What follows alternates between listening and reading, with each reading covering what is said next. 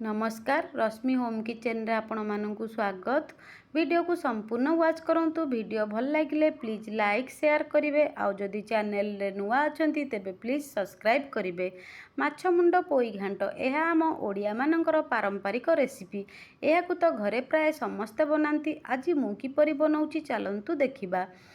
पोई घांट प्रस्तुत करने मुझे आलू सारू पोटल बैगण कखारू पोई डंक पोई पत्र को भल भाव धोई नहीं काटी नहीं। आपण चाहिए ये माटी आलू किंबा अन्य कौन परिबा मध्य व्यवहार करें।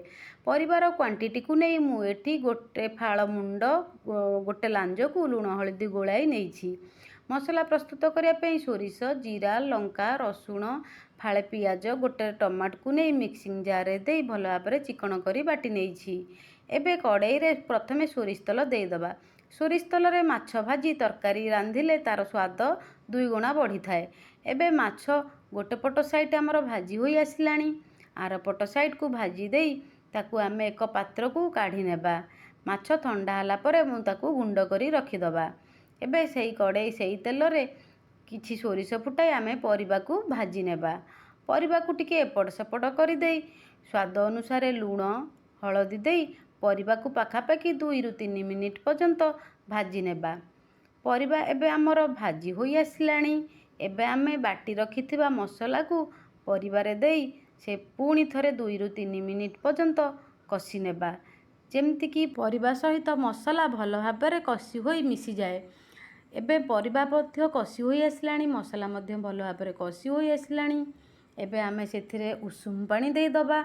उषुम पानी देई एबे परिबा को पाखापाखि 10 ରୁ 12 मिनिट पर्यंत सिझिबा को दबा। परिबा एबे हमर सिझी होई आसिलानी। एबे एक डंकी साहाय्य रे गोटे गोटे परिबा को आमे मास करी नबा। मास करिबा द्वारा तरकारीटी हमर बहळा होई थाए। एबे आमे गुंड करी रखिथिबा माछ मुंड को देई माछ को 2 ରୁ 3 मिनिट पर्यंत फुटिबा को दबा। जेमति कि माछ मुंड सिझी आसे। माछ मुंड पड़िबा समय रे पोई पत्र पका जाए। एबे आमर परिबा सहित माछ मुंड मध्य सिझी होई आसिलानी। तरकारी मध्य बहळा होई आसिलानी। एबे केते सुंदर मध्य देखा जाउची। एबे आमर प्रस्तुत होई गला माछ मुंड पोई घांट। एही तरकारी को प्राय गरम भात सहित खाया पई बहुत भल लागे। रहुची जय जगन्नाथ।